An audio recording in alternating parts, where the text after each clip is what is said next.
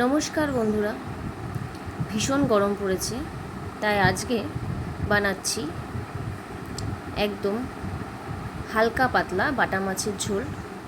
প্রথমে মাছগুলোকে নুন হলুদ মাখিয়ে তেলে ভেজে নেব। তেলটাকে প্রথমে ভালো করে গরম করে নিয়েছি। এবার একটা একটা করে মাছ দেব, দিয়ে ভালো করে এপিট ওপিট মাছগুলোকে ভেজে নেব। ভীষণ গরম, তাই বাড়িতে বাচ্চা বড় সবাই এই ঝোলটা খেতে পারেন। খুব সহজেই বানিয়ে নেওয়া যায় এই ঝোলটা। এবার মাছগুলোকে তুলে রাখবো। তুলে রেখে আগে থেকে কিছু সবজি কেটে রেখেছিলাম, আলু, পটল, কাঁচকলা, যেগুলো পেটের জন্য উপকারী এই গরমে, সেগুলো দিয়েই বানাবো ঝোলটাকে। তো সেগুলোকে আগে ভেজে নেব ভালো করে।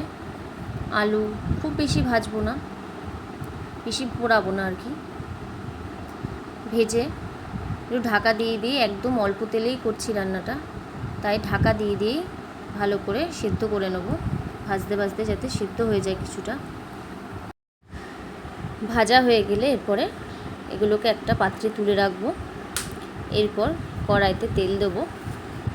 তেলের মধ্যে শুকনো লঙ্কা, জিরে, তেজপাতা ফোড়ন দেব, দিয়ে টমেটো পিউরিটাকে দিয়ে দেবো। এরপর এর মধ্যে সামান্য আদা বাটা আর খুবই সামান্য লঙ্কা বাটা দেব। নুন হলুদ আর জিরে গুঁড়ো দিয়ে মশলাটাকে আরেকটু কষিয়ে নেব। ভালো করে কষিয়ে এনে এর মধ্যে ভেজে রাখা যে সবজিগুলো ছিল সেগুলোকে দিয়ে দেবো। দিয়ে মশলাটার সাথে একটু ভালো করে মিশিয়ে সবজিগুলোকে এরপরে একদম জল দিয়ে দেবো। পাতলা ঝোল করব, তাই জলটা একটু বেশি দেব। এই ঝোলটা পেটের জন্য খুবই উপকারী। আর এর মধ্যে কিছুটা থানকুনি পাতা দেব। গরমকালে এইটা পেটকে বেশ আরামই দেয়। ব্যাস সেদ্ধ আলু পটল সবই সবজিগুলো এরপরে মাছগুলোকে উপর থেকে দিয়ে দেবো।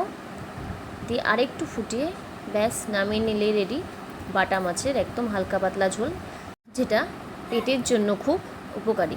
কেমন লাগলো অবশ্যই জানাবেন। নমস্কার।